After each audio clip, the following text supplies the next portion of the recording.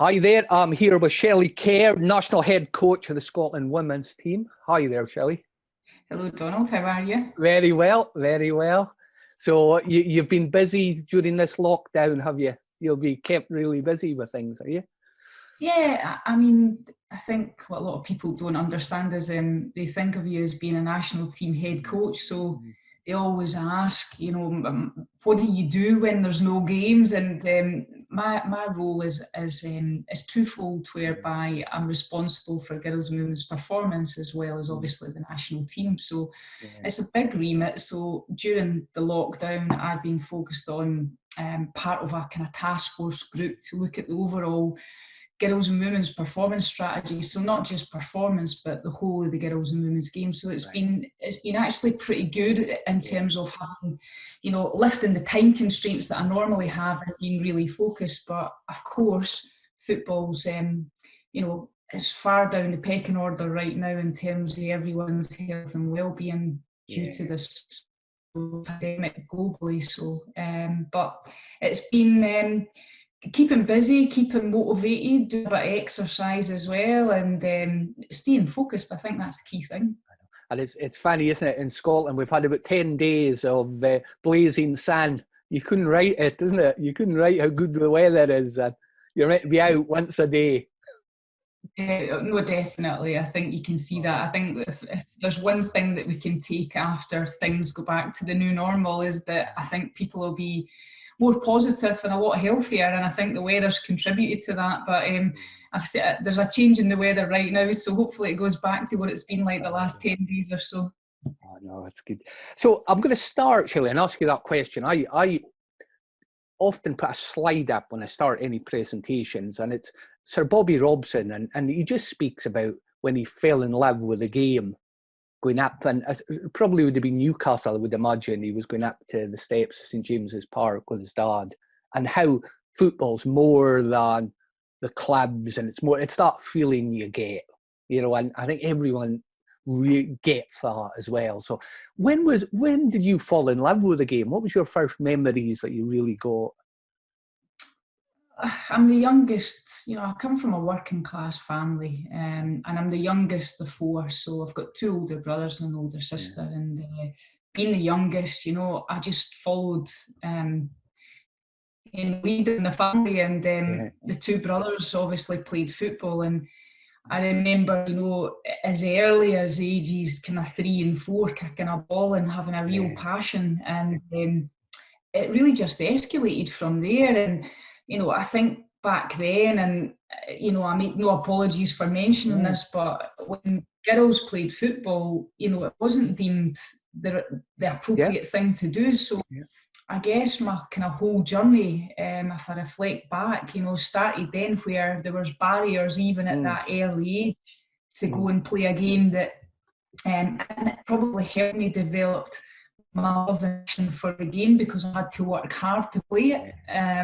So it developed then, and as I say, I played with all the boys. I was the only girl that played, and my story is quite comprehensive from there because I had lots of chat and playing the playground, and then eventually for my primary school team and so on. So that was my early memory of football. I remember youngster, the closest to me was Hearts. So they were my team, and I went to my first game. I think it was Hearts versus Motherwell in 1977. My dad took me. So early memories were fantastic in football, Who encouraged you to carry on playing? Or was it just within yourself? Do you think just like when you're a kid, we don't overthink it. We just go, I like this, I'm wanting to do it. But did you have people around you, like your brothers and that? Did they all encourage you?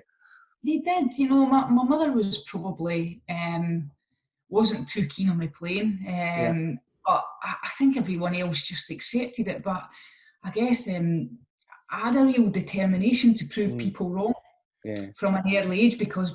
Even some teachers and some, locals in the community, girls can't play football. So the reaction that you got back then, I guess for me, I was a real determined person, and I wanted to prove everyone wrong that, you know, girls can play football and you can develop a skill and you know, have enjoyment as well as develop that talent. Yeah, that's great. And as you kind of grew and played more, when you were playing, who had the biggest impact on you coaching wise, you know, and people around you? Who helped you develop your game? I suppose, like many kind of players of my generation, male or female, will tell you that you were, a lot of the things, the technique, you were self-taught. But you know, my first introduction, and you know, he wasn't a coach; he was my art teacher at school, Mr. Wilkinson, and he spotted me in the playground. He obviously loved football, but he was an art teacher, and so he encouraged me. And at that time, I never thought that, you know, I would get involved in team football because I was a girl. So I'm ever so thankful for him and him pushing me to go for a trial for the school team. And you know, PE teachers that tried to help me, and then, you know, as I say, I looked up to Kenny Dalglish. She was, you know, the player that I looked at, because we had no visible kind of female role models. The female role models came from other sports, you know, tennis and so on. But I guess, you know, Rose Riley was, you know, she's synonymous, obviously, for her achievements in the women's game. And she was the kind of first player that I recognised that went on to play professional over in Italy. So, and there was a documentary on the TV at that time. I think it was that long ago. It was in black and white, I think.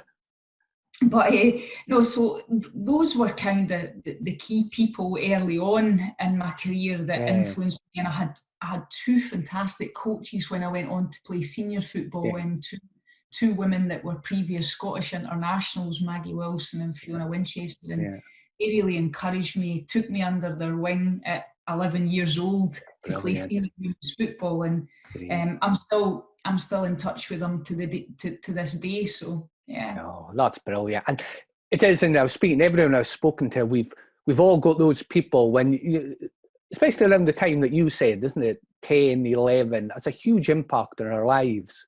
And sometimes I don't think they ever really know the total impact they have. You know, sometimes you could have that impact on someone, isn't it? And people just go away on your own journey. That's the magic of football and sport in general, I think, isn't it?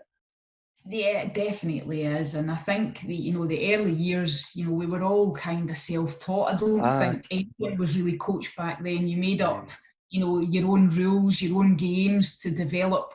Like, I remember playing on a local kind of pitch, and it wasn't long enough. You know, we played about, you know, 20 a side, however many was there, or 15 a side, and we played diagonal. We mapped out the pitch diagonal so that it could be longer. And so those little things, you know, even now in my coaching, I think back, and, you know, the kids themselves that played the games made up the rules and were quite creative to stimulate the game.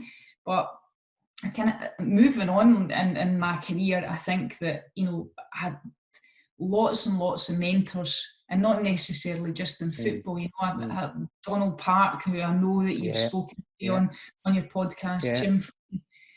They were all responsible for coach education and really pushed me, not just pushed me to go through the courses, but actually challenged me and integrated me into the coach education system, and you know, pushed me in a way that helped develop me as a coach as well. So, and I think that's hugely important, going through your kind of performance journey, I call it, and that people challenge you in different ways. Not just in sport, in other environments as well. I think that's just a brilliant point. You know, you mentioned kind of Parky and other people, you know, challenging you in the coaching journey, and it's almost like a chain, isn't it? Because Parky was speaking about, I suppose, how hard Bertie Auld was on him at Partick Thistle. That then it was Bertie that said, when he seen him looking at a coaching badge, do you want to go coaching flyer? Do you want to go, son? We'll pay you to go down. You know, and kick-started his It is, and you need people, and you know, Donald's, you know, again synonymous for anyone involved in football. He's always open, you know, to you know, feeding back to you, to helping you, to supporting you. But I have a lot of other people outside football. You know, I didn't study academically till 2014, and I have some amazing mentors through academia, and I think that's helped me become better as a manager, because you look at now, there's more to football management than just coaching. And on the pitch, you need to have so many different competencies. And I think that understanding people, understanding budgets, and that was part of the reason why I went on to university, so that because I think a lot of people are similar and go through a similar journey to me, whereby they come from a practical ground, and all of a sudden, you know what you want to see, but it's having the correlation from the theoretical side to the practical. So I still have many people through the university still, and in particular that helped me, and I use them to still mentor me in certain ways. You know, when you're speaking there, Shelley, about going to Stirling, I remember I started my academic career kind of a bit later than in school, and I ended up, and I did sport in London in '86 at Roehampton. And the only reason I ended up there, and this shows you how much sport has developed as an academic subject, I'm pretty sure, unless I wanted to be a PE teacher in Scotland, there was no other sports courses. And that's how I ended up down in London. Sports science was just starting as a kind of academic subject. And now Stirling's just magnificent for one, isn't it? Yeah, I mean, they get so many different courses that are accessible, and you know, the course that I studied, I done a master's in sports management, and within that you do research methods, you do marketing, you do finance, you do, you know, the governance side of sport. And I think what helped me was having a broader understanding of sport in general, not just football. So, and principles of sports management is huge, you know, because now in a managerial position, you're dealing with chief execs, you're dealing with, you know, other stakeholders, and I think for me that probably the least weighting of my job is coaching now. I could imagine. You know, we speak, especially on the pro, and I say this to the other coaches, the importance of emotional intelligence, because of that very point that you're bringing up. You know, now a coach has to be able to speak to stakeholders up the way, their own coaching team, and you'll know parents, the media, and then, as you said, there's almost the players is the best. Well, it is the best bit, isn't it? But sometimes it's the clearest bit as well. Yeah, it's the fun part of the job, is working with the players on the pitch, and you know. But again, I think things are more complex now, even coaching, and you know, when you talk about, you know, the philosophy of a club or yourself as a coach, and then you're looking at the approach and your methodology and frameworks, and I'm a great believer that no matter what you do in life, you have to have an approach and a framework to things, and look at, like, be process driven rather than outcome driven. All as coaches and a former player, of course you want to win, but I think there's certainly a fine balance, and certainly my philosophy is about, you know, developing you know, people and players, but finding a balance between development and winning. That's hugely important. Hugely important. That's a huge one. And also, I wanted to ask you, because having been a player, this is one of the areas that I notice sometimes players find tough to start off when they go on the coaching journey, is especially if you're good, isn't it? A lot of the knowledge is unconscious, so you're just doing things very instinctively. Then you go over to coaching and you have to transfer your unconscious knowledge to the conscious, but then you have to communicate it coherently to the players. Did you find that quite natural, or did you have to work hard at it? No, I would say that from an early age, even when I played, even from, because I'd done my first coaching licence when I was 18, 19. So I found myself as a player player. I was off as a striker and a centre back, but I always felt that my best qualities were my game awareness, reading the game, which from a tactical viewpoint is really, really important. And I always felt as well that I was very much a team player, so as much as sometimes you wouldn't have the best game or the most effective game, you would still be helping and leading the team and coaching others. So I done that in game, and probably the players that I played alongside will tell you the same, that I was always backing instructions, not in a negative way, but no, but I've seen it, a positive way. So So I guess, I mean, a huge thing in coaching is understanding what you want and almost stripping it back and again looking at the process. How do we get there? And I operate within, not to me about kind of philosophy and whatever, but I always operate within 3 moments of the game, and because there's so many complexities in football. But if we make it simple and we talk about attacking, defending, and the transition for both, of course, you've got set plays in there and a game plan. But if you can have that framework and operate within it all the time, it becomes easier, in my opinion, to actually get buy-in from the players, and they have an understanding of this is our framework. Of course, it changes depending on your opponents, who you're playing, what the game plan is, but ultimately, it's a process that's understood. And I think communication is key.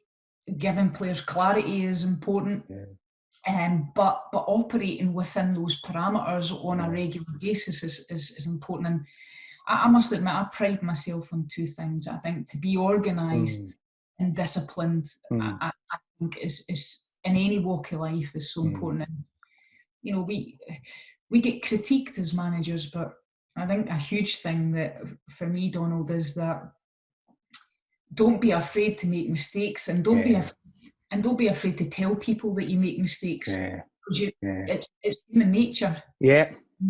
I think having been open and being transparent about things is so important.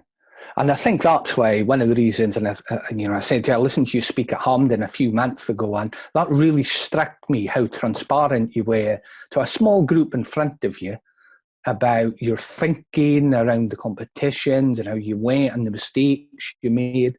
Because I think a lot of people, like you said, they're scared to say that, or they go, but I was trying to do this. And as a coach, do you find it's valuable for yourself as well to be transparent? Yeah, I do, because I think that people have so much opinion on football in general. And, you only need to, when I'm driving home from work normally, before obviously the pandemic, you're listening to football phone-ins, and everybody has got an opinion, and everybody thinks their opinion is right. And you have to be mindful that it's okay for others to have an opinion and not agree with you. But I think that I've always said, even with the players that I work with, I don't have a problem if they challenge myself as a coach and other coaches. I think the important thing is that you should always have a rationale behind everything that you do. And if you can explain your thought process behind things, and here's how we prepared for this game, this is why we prepared this way, this was our trainee thought, and people might still sit and say, well, I don't agree with that, you should have done this, but actually they understand the process and your trainee thought. And I think it's so important to share, because if you don't, then people don't learn by others. The only way that you get better is by making mistakes and learning from them. And I love that approach, and in different ways I do it, because I notice how I work within teams, within groups, and with football as well. And that's the thing about learning from mistakes, because sometimes I'm being open with them, because often it's not the first mistake or the first idea that gets you success, isn't it? It's how it iterates, and I'll do that, or I'll try this. And if you're not open, that doesn't happen, I don't think. No, I think that I like to share. Sharing knowledge is key, and there's no secrets. There shouldn't be any secrets in football, because ultimately you can have, like, we have a blueprint within girls and women's performance. We have a blueprint in terms of how we develop the players. Yeah. Criteria is, you know, and that's talking about position-specific criteria over 4 pillars of development. We have a style of play that we want to produce, but actually we can't control that. Because there's an opponent there with, you know, a game plan that, you know, might be similar, it might be better than ours. But you can't control everything in a game of football. So that's the key thing. That's what a lot of people forget. There's so many variables that can happen. So, but going back to a blueprint, you know, you would ask many managers, what's your philosophy? Be similar. What's your, you know, you're going to play this team, how do you play up? What's your tactical game plan? And it would be very similar. However, the key matter is, and I think this is hugely important in football, is that what defines you as an individual, as a player, and as a team, and as a collective, a team, is your ability to make decisions under pressure. And that's what defines an average player from a very, very good player, and an average team from a very good team. I think that is so true. I was speaking to John Collins a couple of weeks ago, and that's what he was speaking about as well, isn't it? He said, you know, it's how your skills basically hold up under pressure. You know, how do you do it? The confidence, you know? And a lot of the time, that's that simple as he was saying as well. It's hard work. It's doing the practice. That'll give you the confidence. How do you see, Shelley, because the women game's developed a lot over the last 5 to 10 years anyway. How do you see it developing in the future, and in particularly in Scotland? Yeah, I mean, the game's evolved massively, and I've always said that the biggest role that we have to play as in the national team is to try and change perception, because, you know, being brutally honest, there's been a perception there about women's football that it's not as good, you know, it's not as entertaining, and, you know, right away, you know, our philosophy as a national team is to try and inspire the nation by playing a game that's entertaining, and we can't do it all the time, but that is our goal, is to entertain. I think that it's still a slow burner, in my opinion, but I think in sport, people want success. You can talk, you do want to grow the game, there's a legacy, but ultimately people want to watch a successful team. There's absolutely no doubt, you know, now obviously the good work in my predecessor, Anna, seeing you all get into the first Euro finals, then the team going to the World Cup, it did actually captivate the nation, you know. And I think part of our vision statement is about raising the profile of the women's game in Scotland by achieving sustainable success. That is our vision statement. And I think it is important because, to change perception that's been there for a lifetime, I may add, you have to get a viable product. So that's what we are trying to achieve. I think the next stage is looking at our domestic game to try and ensure that we have the best competition that we can possibly have. We also need to ensure that we can retain as much of our talent as possible to try and make the environment competitive. And also, you know, there's the grassroots side of the game whereby we have to make sure that we've got a cohesive pathway so that we've got players coming through. Brilliant. If you had any final messages to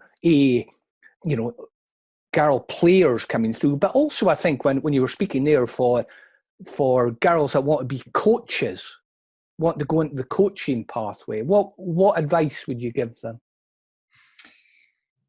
People get caught up on, obviously, when they're involved in football as players, and it's the same in the boys and the men's.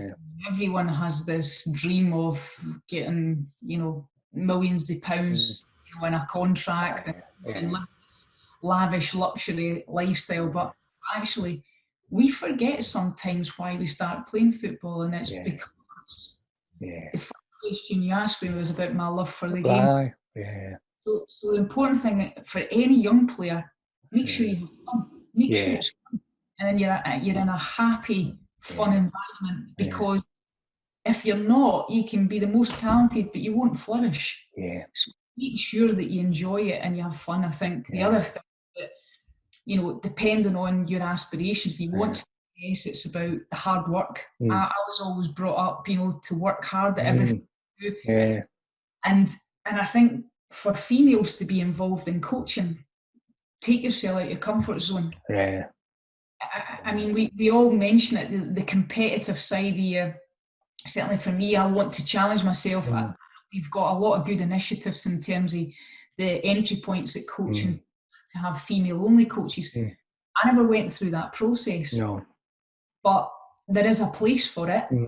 But all I would say is that, you know, get mentors, go and practice. Don't just go from children's level right up to adult. Go through children's, go through youth, adult, and then go and practice, go and experience working with different clubs. My first club was an under-11 boys team, my local team.